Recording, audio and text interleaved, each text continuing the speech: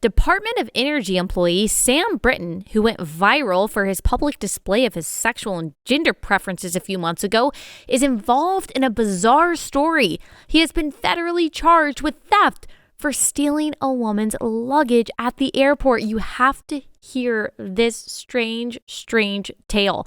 Also, Tampax sexualizes periods. The NHL apparently thinks that men and women can compete against each other in hockey. And embryos created in 1992 have just been born to a couple in Portland. We've got all of this and more on today's episode of Relatable. This episode is brought to you by Good Ranchers. That's American meat delivered right to your front door. Go to goodranchers.com/Allie. That's goodranchers.com/Allie.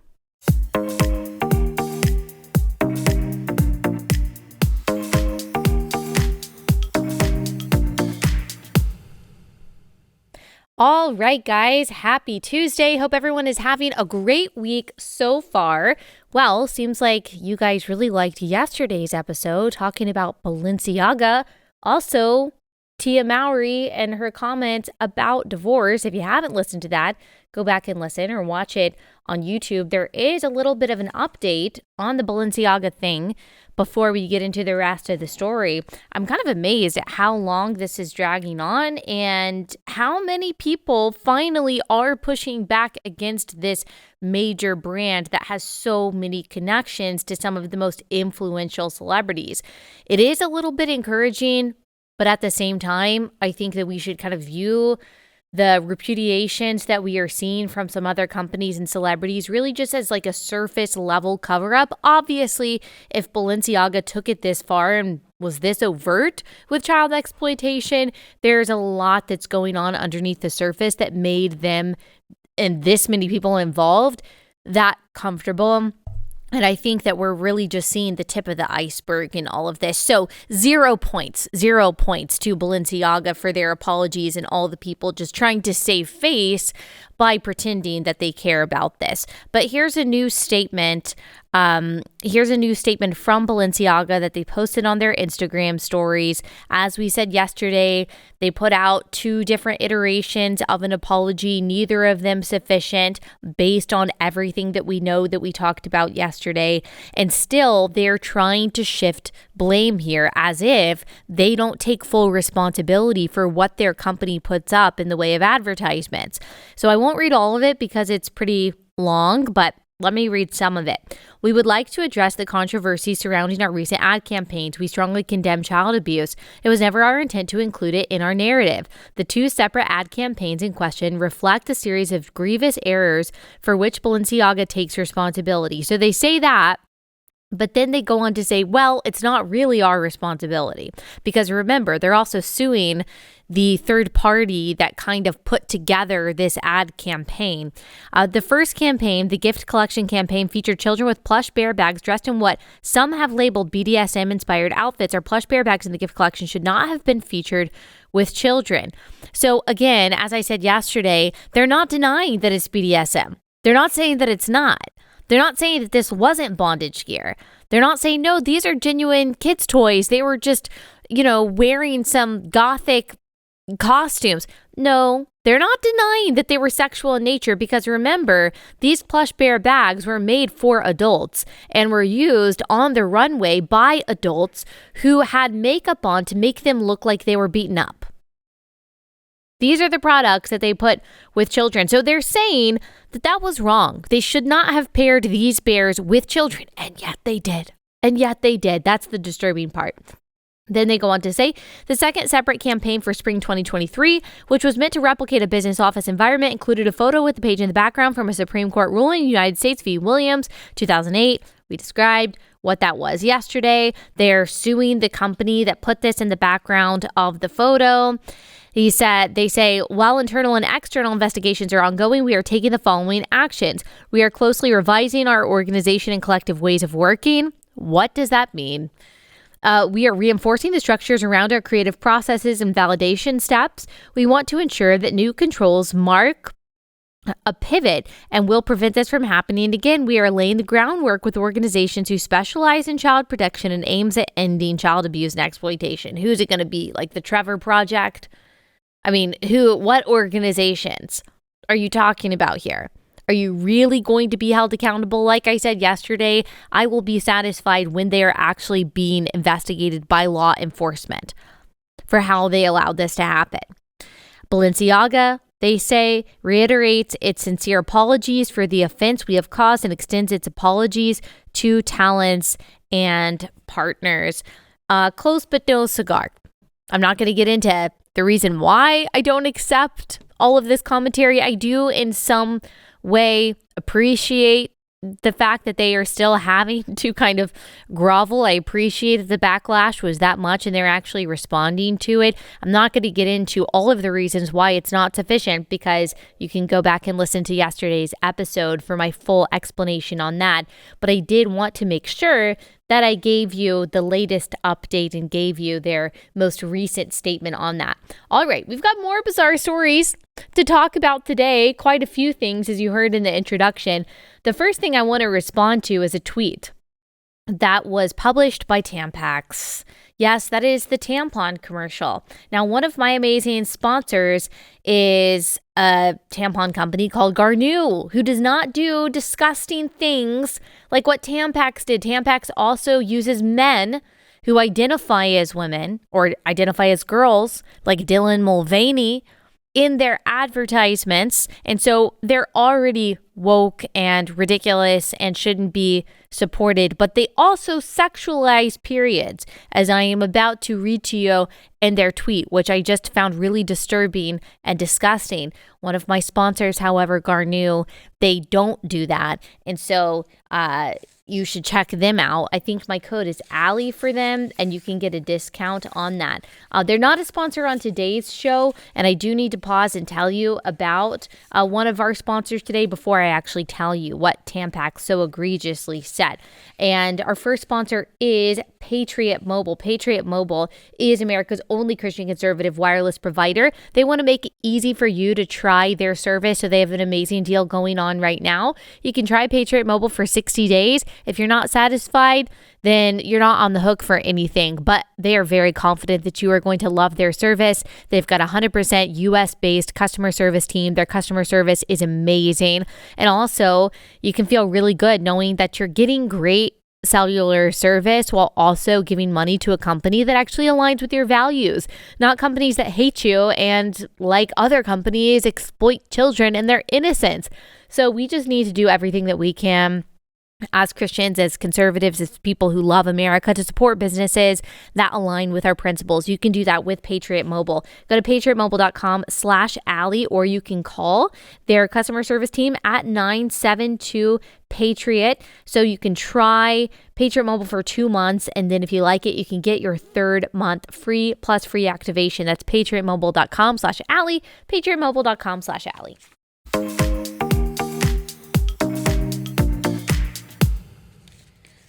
All right, let's talk about this ridiculous Tampax tweet that went viral. A ton of people liked it. I think it had like hundreds of thousands of likes. They ended up deleting it for reasons that we will explain.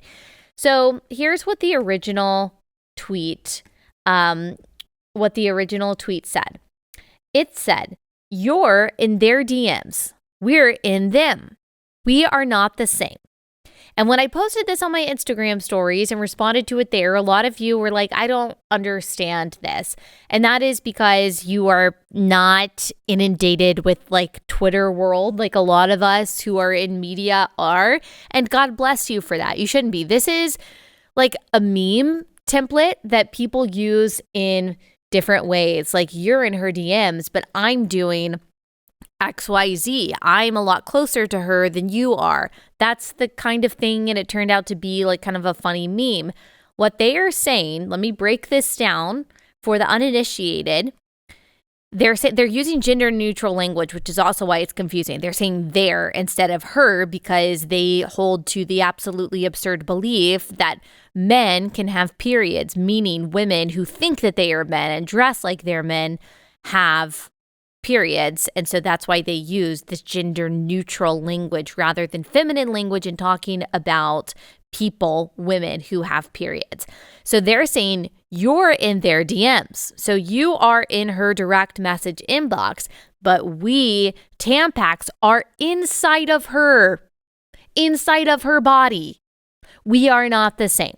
So they played upon this meme by, using what their product does and doing it and using this meme in a sexual way because tampons are inside a woman's genitalia. Great, right? A lot of people thought that this was funny. Ton of people retweeted it. I'm sure for a while there, the social media team, that they were patting themselves on the back, but they also got a lot of backlash. Why? Because you were sexualizing a natural process that women go through. You were sexualizing periods. How are women supposed to feel when they're using Tampax products? That they're being sexually assaulted? Even in the mind of the social media manager? Did you not think that that's creepy? Did you not think about the fact that there are 10-year-old girls who use Tampax going through one of the most vulnerable and awkward and just formative experiences of her young life? We're talking about preteens using these products, and you're joking about being sexually involved with her? And again, I would call it sexual assault because there's not consent going on here to the sexualization of using a tampon. Why? Why not only did Tampax approve of this? Because, again, this is a major company. Sometimes people will say, oh, it's the social media intern. The social media intern got fired. No, there's not an intern that is tweeting for companies like Tampax. This is someone who makes maybe 6 figures running Tampax's social media, or at least the person who is in charge of social media and marketing is making that much. Tweets have to go through many hands, have to get lots of layers of approval when you're talking about companies this big. And so again, you're telling me that there was no one in charge, no adult that saw this, male or female, and thought, you know what, we've got vulnerable preteens that use our products. Maybe we shouldn't joke about tampons being sexual. And it didn't even make sense because they had to be so woke that they couldn't even use feminine language. And so even if it were humorous, which I don't find it humorous, but even if it were humorous, the humor died because of their stupid gender neutral language, because that's what progressivism does. It kills, it destroys, it can't create anything good or funny or true or beautiful. So it just destroys things, including humor or what would be humor. Tampax ended up taking it down, which I didn't think that they would. I kind of just thought that they were going to double down. They did double down, but I thought that they were just going to stay there. So here was their doubling down. They quote tweeted their original tweet, and they said, refuse to let Twitter shut down before we shared this tweet. Because if you don't know, people were talking about, oh, Twitter is going to die. It's on its deathbed because Elon Musk fired 75% of the employees and it's not going to function anymore. And just as an aside, Elon Musk fired 75% of its employees, and Twitter is somehow working better than it was before.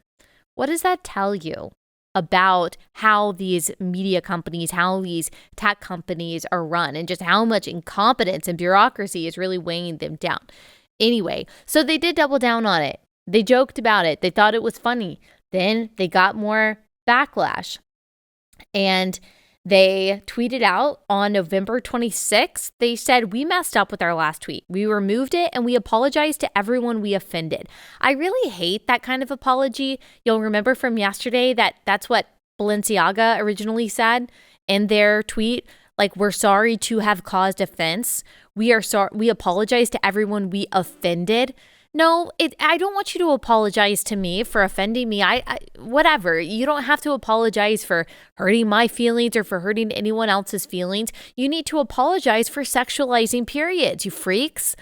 Like, you need to apologize for saying something that was so wildly inappropriate and was actually violative in a lot of ways of young girls and their privacy.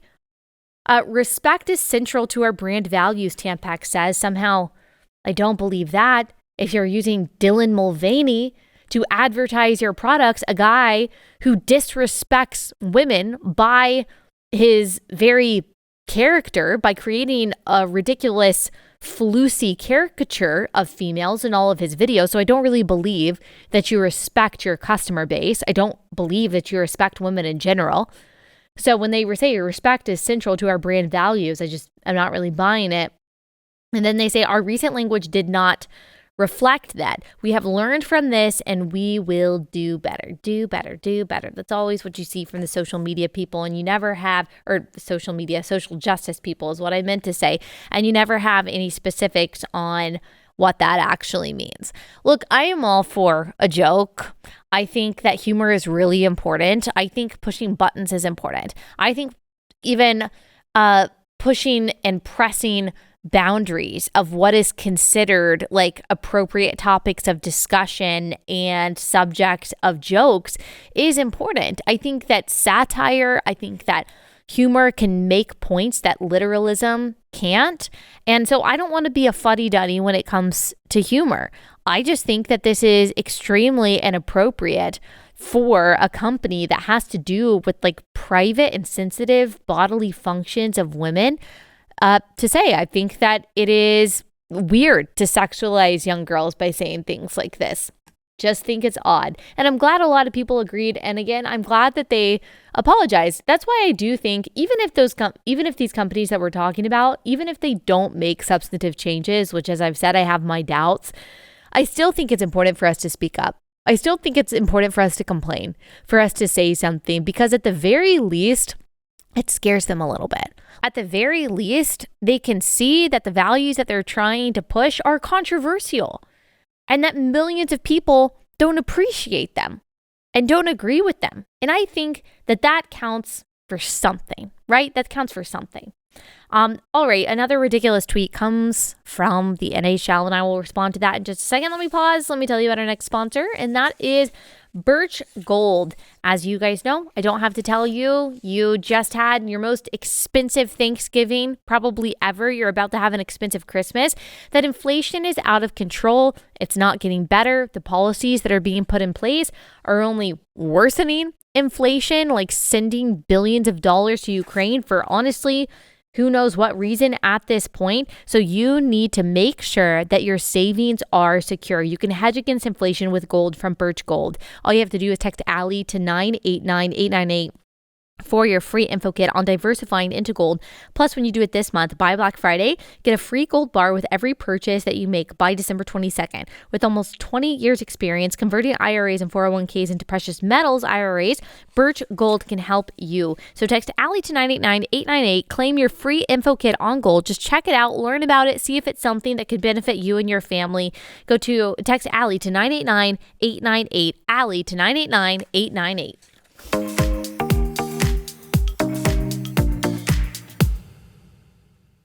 All right, so the NHL tweeted a week ago, the NHL is proud to support this past weekend's Team Trans Draft Tournament in Middleton, Wisconsin. This was the first tournament comprised entirely of transgender and non-binary players with around 80 folks participating. So that's not real. It's not real to be anything other than male or female. You can imagine something in your brain. You can pretend to be something that you're not. So when you see language like this is a team that's comprised of transgender and non-binary players. You're looking at imaginary descriptions here. They have no correlation, no foundation in reality. So there's nothing really unprecedented about these teams. Like, these are just men and women playing hockey, as men and women have played hockey for a very long time. There was a response by someone named Blue Mountain 12 who says, so men playing on women's team. I appreciate the innocence and the simplicity of this question, Blue Mountain 12. And the NHL responded, trans women are women. Trans men are men. Non-binary identity is real. Well, no, it's not. No, it's not. It's not actually real. It's not. You can dress in an androgynous way. You can say that you're both masculine and feminine in your different interests, in your personality type, in how you like to dress, whatever, but it is not possible to be something in between male or female. Now, you can have a disorder that is intersex. That's not what people are talking about when they say non-binary. That's not what people are referring to when they say transgender. Intersex is a very, very small population of people who are born with a mixture of male and female parts and sometimes hormonal makeups, but they really shouldn't even be included in this conversation about identity because that's a biological disorder that doesn't negate, by the way, the gender binary. In the same way that there are some people who are born with one leg, that doesn't negate the fact that human beings are bipeds. So this idea of non-binary identity being real is just not true. And by the way, if trans women were women and trans men are men, which is just a circular maxim, it doesn't have any real meaning to it, then you wouldn't have to say that. Like if trans women are women, then okay, we just have women. What actually is a trans woman then? If trans women are women, why do you even have to say that trans women are women? Just say women are women then. Doesn't that make, don't you understand how that doesn't make sense? And some people say, well, it's just like saying black women are women or Hispanic women are women. No, it's not, because those are actually women. You're saying men who identify as women are women, which means there's no such thing as a woman or a trans woman. Don't you see how it's illogical? It doesn't actually make any sense. And the NHL doesn't believe this. Just like I've said before, no one actually believes this. No one actually believes this. And we're going to get into another example of showing that no one actually believes this. Even the people who identify as this, they don't actually believe this in just a second. But the reason I know the NHL doesn't believe this is because you don't see any quote unquote trans men playing on men's hockey teams. If trans men are truly men, then get you the best trans men who are women, the best trans men hockey players in the world from all over the country, from Russia, from China, from Australia, from Canada, from America. Bring them all together in the best, most elite hockey team of trans men in the world. And then have them play against your average all-male hockey team. I mean, truly male. You know, the whole thing. And see how that goes down. Let's see. I would love to see a competition between a full trans man team and a full actual man's team and just see how it goes down. I mean, if trans men are men, then it should be a nail biter. They should be neck and neck. It should be an amazing game. But somehow, I have a feeling, just like if there were a team of trans women who are actually men playing against women, that also would be a very easy game for the trans women to win. I just have a feeling that so-called trans men playing against men, that it wouldn't turn out the way the NHL is implying that it would by saying that trans men are men and trans women are women. No one actually believes it. No one actually believes that a man can become a woman. No one does. No one really does. I know they say it. I know they repeat all of this academic language. I know that they say that they believe that. No one actually believes that someone is literally non-binary. And I have another example of that in this incredible news interview that was on CNN.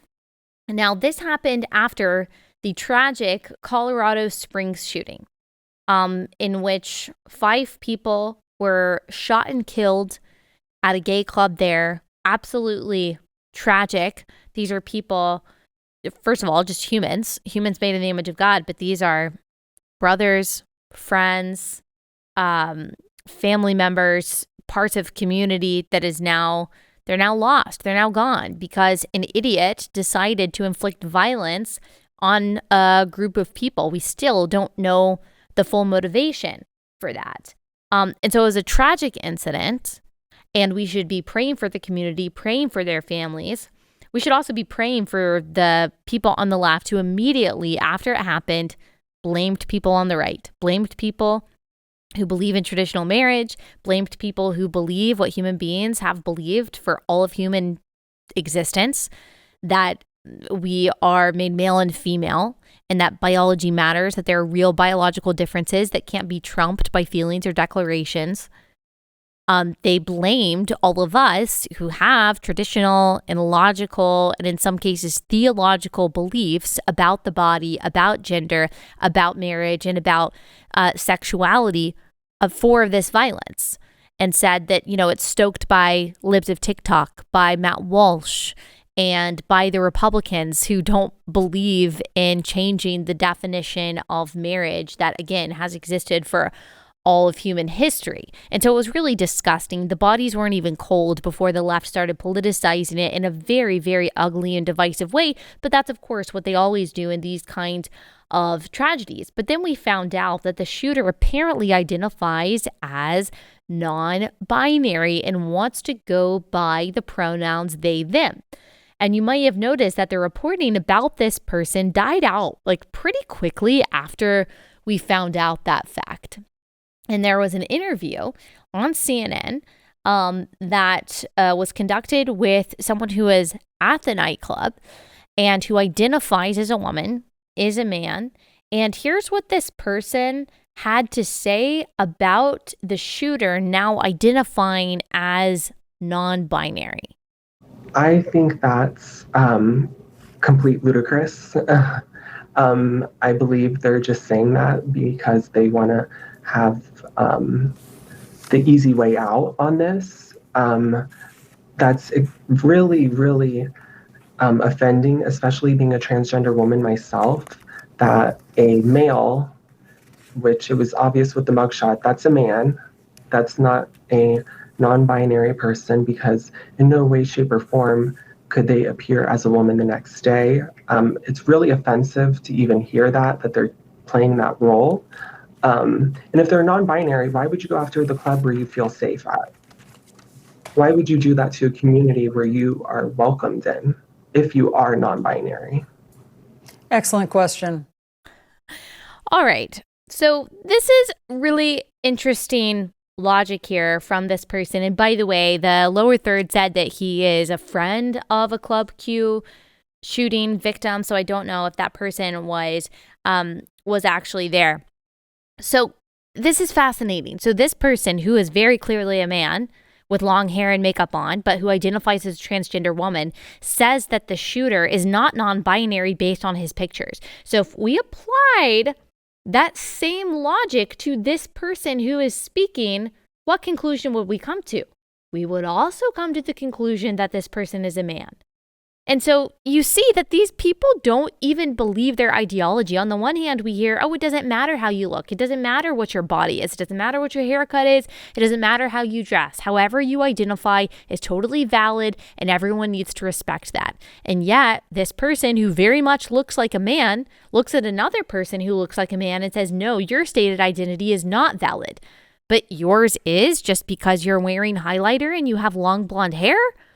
Come on. And so that's what I mean when I say no one actually believes this. Even the people who say that they are a part of these communities, when it comes down to it, they only really agree with this ideology when it suits them. They have their own rules that they play by when it comes to this. And by the way, if people who don't respect a so-called non-binary identity are stoking violence, then what is this person doing? Is this person also stoking violence?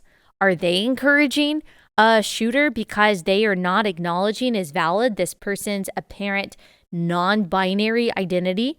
And so they don't even play by the rules that they set for others. Unfortunately, it is very political for them. And unfortunately, this shooter is not just unstable because of his stated identity, which I would say anyone who identifies as multiple people, as they, them, or something that they are not, there's something definitely mental going on there, but this person was unstable in a lot of other ways. I mean, his background, his family situation, the things that his parents have said, his track record. He threatened a bomb just last year, I believe, and nothing happened to him. And so this is just another example of people dying needlessly because the FBI, because in some cases the system, the law enforcement system didn't do its job to protect innocent people. I mean, probably in the name of social justice, this person was allowed to make the threats that he did with impunity. And now, unfortunately, 5 image bearers of God are dead. So this story isn't about the right not supporting the left's newfangled gender ideas. This is a story about the failures of our justice system. This is a story about unstable mental health. This is a story about the consequences of the breakdown of the family and of community. It's a story about godlessness and a lack of morality. And it's tragic. Now these lives are lost forever because of these multiple failures. But within that is also just a highlight of the incongruence of gender ideology. And it really just does delude people into believing things that are so illogical and so inconsistent that unfortunately it's in times where we're supposed to be able to come together and unite, we're speaking two different languages, and we can't even agree on the fundamentals of human existence, which makes it really difficult for us to come together in times of tragedy and try to really have a common understanding of how we can prevent things like this in the future. So a very tragic situation, but I just kind of wanted to highlight the inherent absurdity in some of the commentary about this. And we're going to talk about another absurd story with an unstable individual in just a second. Let me pause and tell you about our next sponsor, and that is My Patriot Supply. So I don't know if you guys saw that there is a story, it's ongoing, but there was a recent headline that I saw that in Scandinavia, they are shutting down thousands of farms to comply with EU regulations in the name of climate change. Go back and listen to last Monday's episode if you want to know what a farce that is, especially as it is being portrayed right now. But we're looking at global food shortages. There are lots of reasons for that, but a lot of them have to do with these climate policies. And so you want to make sure that your family is protected if things really do hit the fan. So you might as well just have an emergency food kit on hand. Hopefully you will never need it, but you might as well it's better to be safe than sorry. So go to mypatriotsupply.com. When you do, you'll save 25% off each kit that you buy. It's a 3-month emergency food kit. You'll want to buy one for every member of your family. Go to mypatriotsupply.com. Save that 25% right now. That's mypatriotsupply.com, mypatriotsupply.com.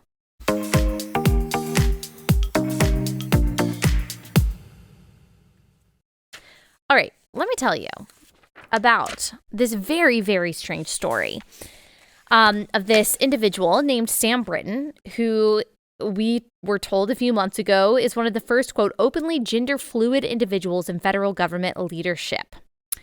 And he works for the Department of Energy. He is not an appointee by Biden. He's just a bureaucrat that was recently hired. And he was recently charged with felony theft last month after stealing a woman's luggage at MSP Airport. Let me tell you a little bit about Sam Brinton. If you don't already know, it can kind of give us context for why he would do something like this. So this is according to alphanews.org. The MIT grad went viral earlier this year when he announced his new role as the Deputy Assistant Secretary of the Office of Spent Fuel and Waste Disposition in the U.S. Department of Energy.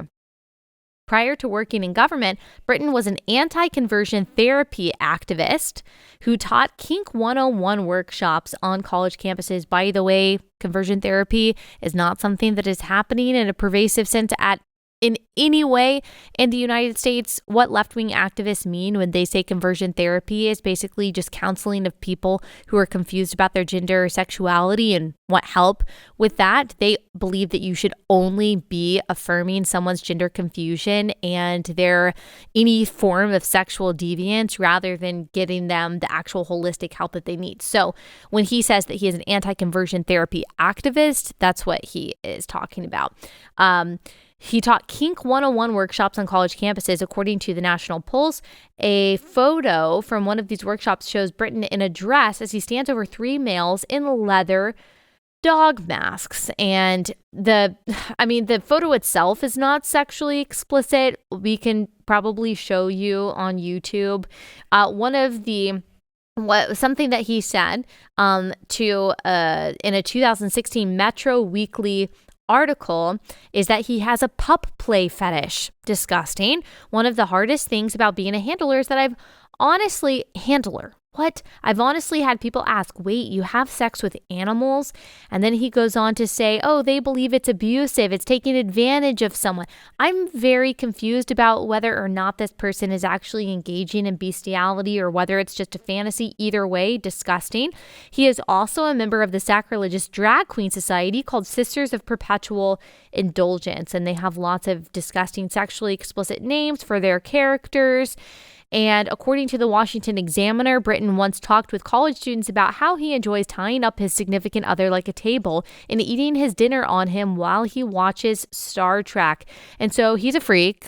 He's a sexually deviant freak, and he is very outspoken about all of his paraphilias and what seems like violent and humiliating sexual activity that he is not content to keep in the privacy of his own home and bedroom, but actually wants to publicize and to teach other people about on college campuses. This is one of the bureaucrats that is working in the Department of Energy.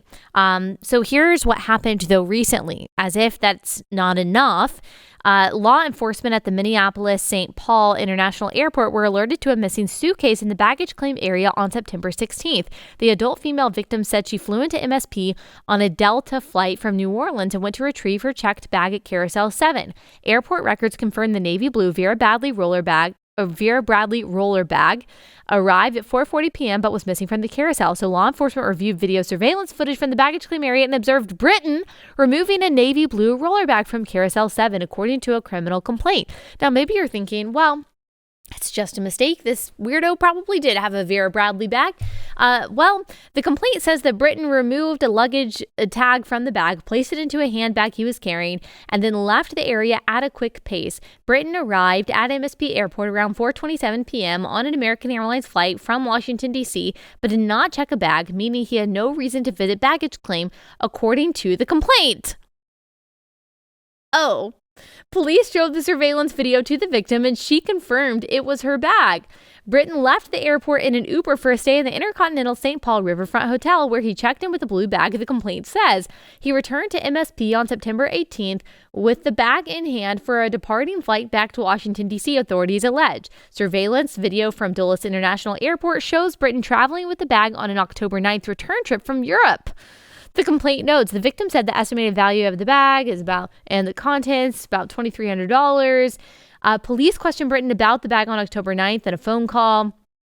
And he said that when they asked, did you take anything out of the bag that didn't belong to you? And he said, not that I know of.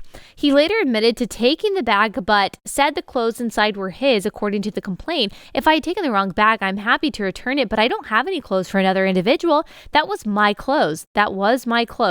When I opened the bag, he told police, according to the complaint.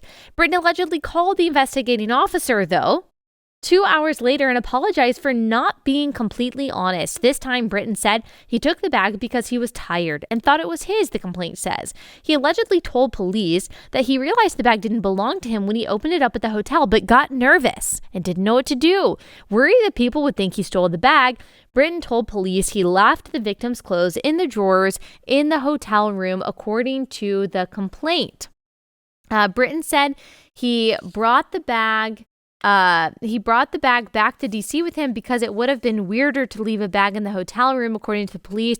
Police told Brinton how to return the bag to Delta, but as of October 27th, the victim still had not received her bag back. Police also learned that no clothing was recovered from the hotel room, so he did not leave it in the hotel room.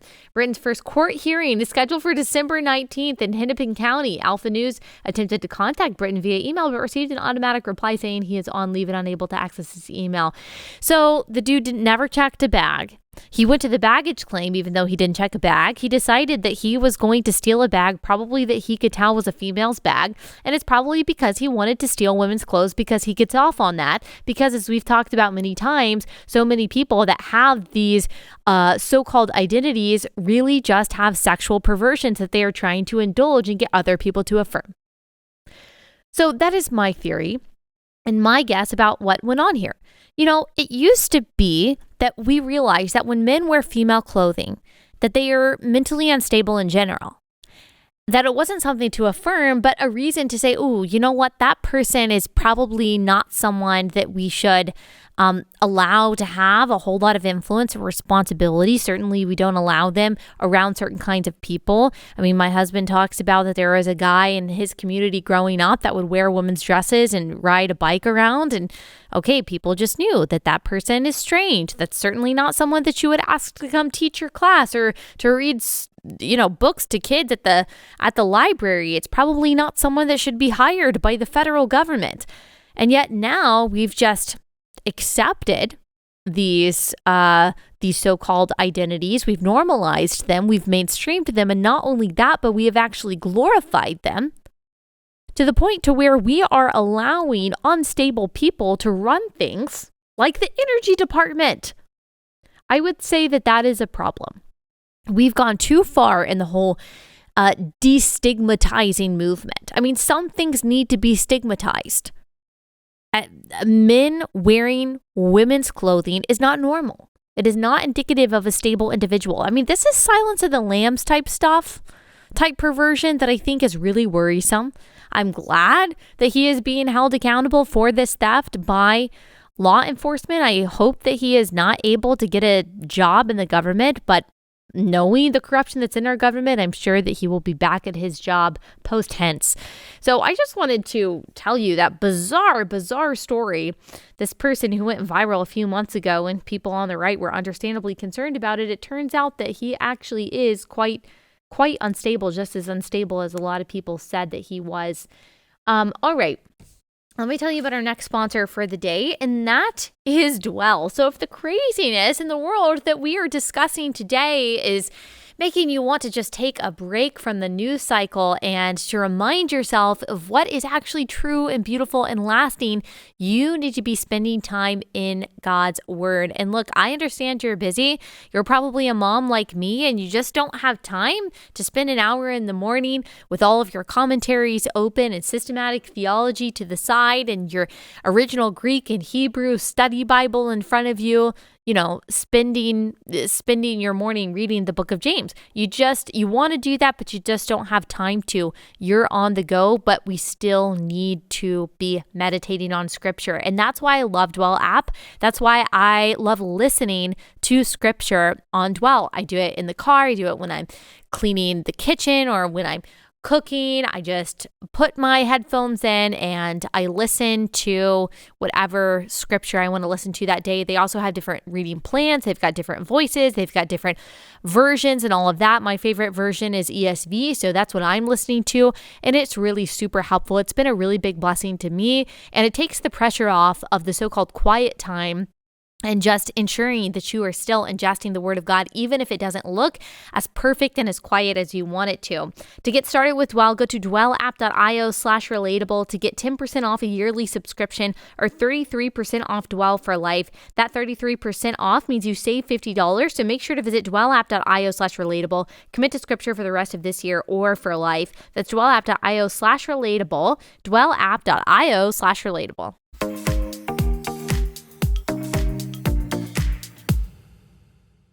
All right, I wanted to quickly comment on the story that a lot of you have been asking me about. It was reported by the BBC, twins born from embryos frozen 30 years ago. The reason a lot of you guys are asking me about this is because I have done several episodes with several experts on surrogacy, on IVF, on different kinds of reproductive technology and the ethics behind that.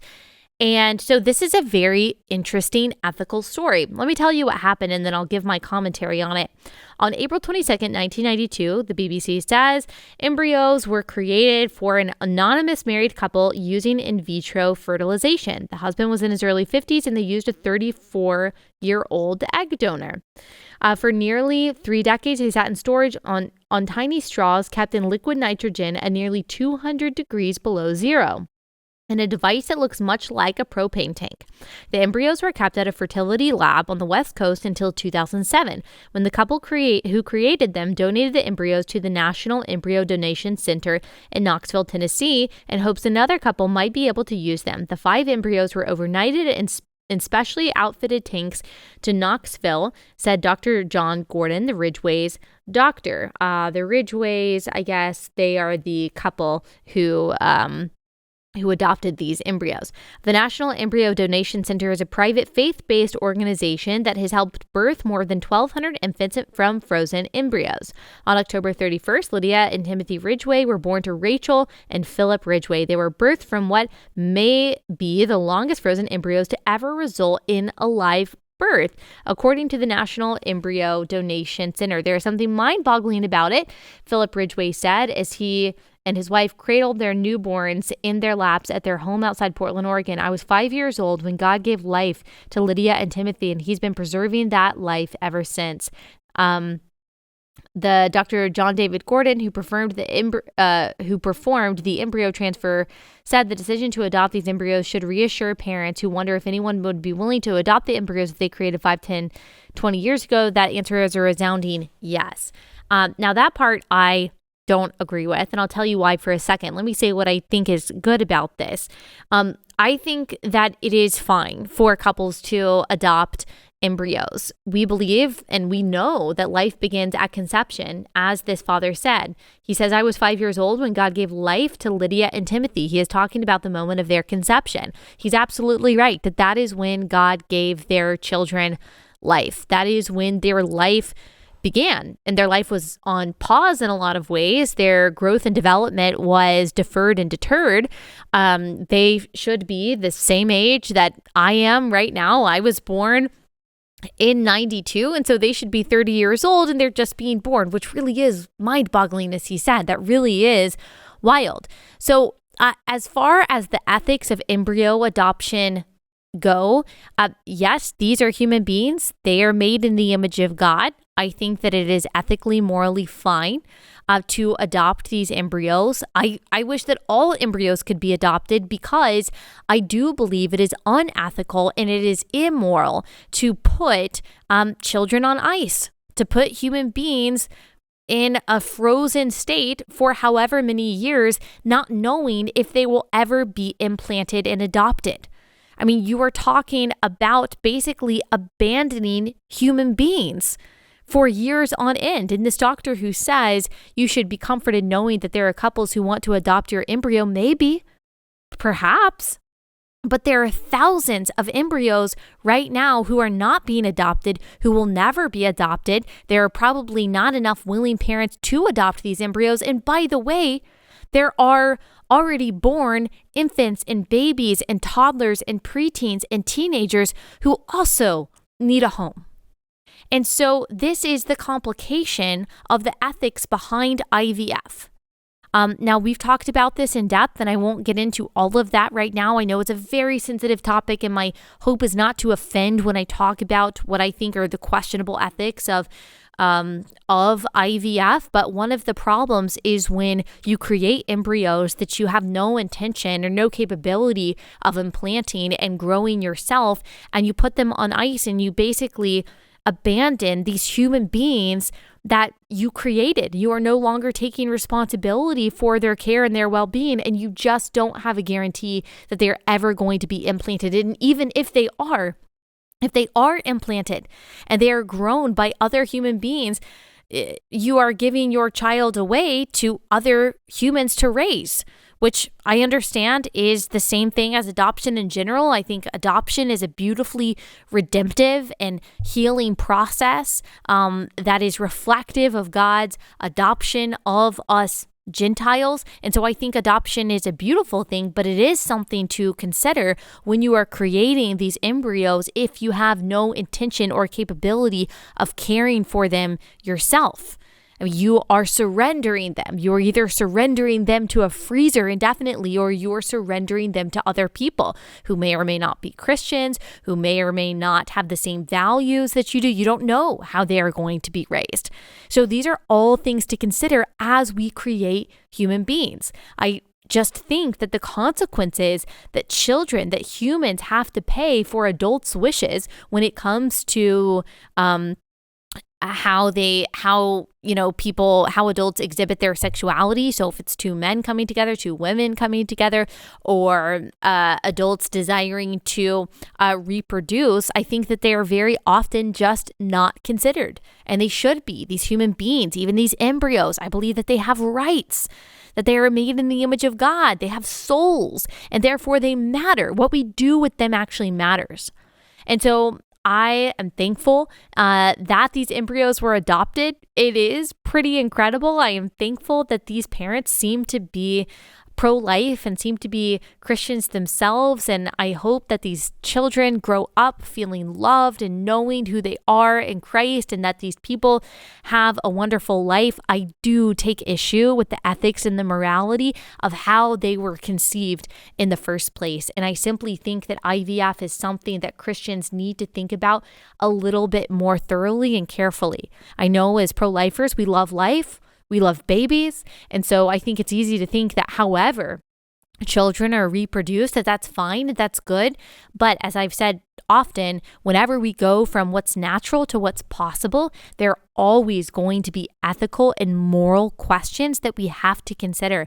Sometimes those questions can be resolved in a way that is sound, but sometimes they simply cannot be resolved in a way that is moral and ethical and biblical. And when it comes to any kind of child abandonment, when it comes to any kind of violation of a child's right, whether it's a child's right to life, whether it's a child's right to a mother and a father, we have, I think, a responsibility to speak up, not just think about those things, but also speak up about those things.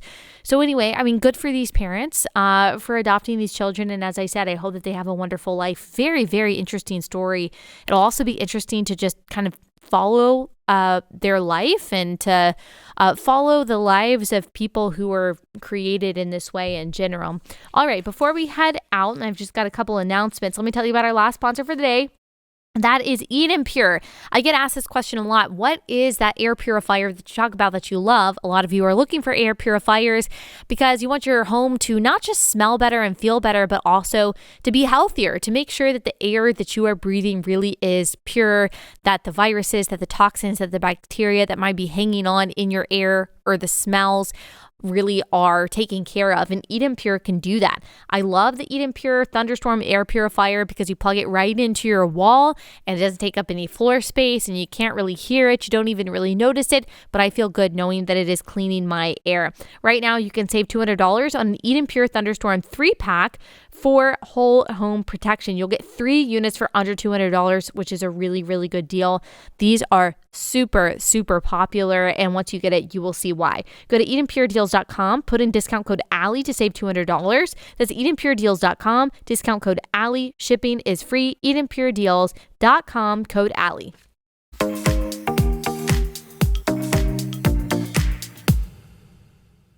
All right, just a reminder that we have got our awesome merch that is ready for you. I've got 2 of my new stickers. I'm really running out of space here. I might have to rearrange these bad boys, but I've got my Share Your Arrow sticker. I've got my little Pitbull Christmas sticker, which some of you still seem to be a little pressed about. And then we've got our awesome crew neck sweatshirts that have our beautiful depiction of Mary and Jesus on the back. There it is. I can see it now. And then we've also got a Raise a Joyful Ruckus. And I think mine are in, so I can try them on and I can show them to you. I got a large in both sweatshirts. I just like mine to be a little bit roomier. So just an FYI. And then you can see the sticker right there too. And plus we've got all of our other relatable merch. And we've got new merch also that's going to come out in the new year. Lots of fun stuff coming down the pipeline. All right. If you love this podcast, please leave us a 5-star review wherever you listen. Subscribe on YouTube if you haven't done that already. Thanks so much. And we will be back here tomorrow.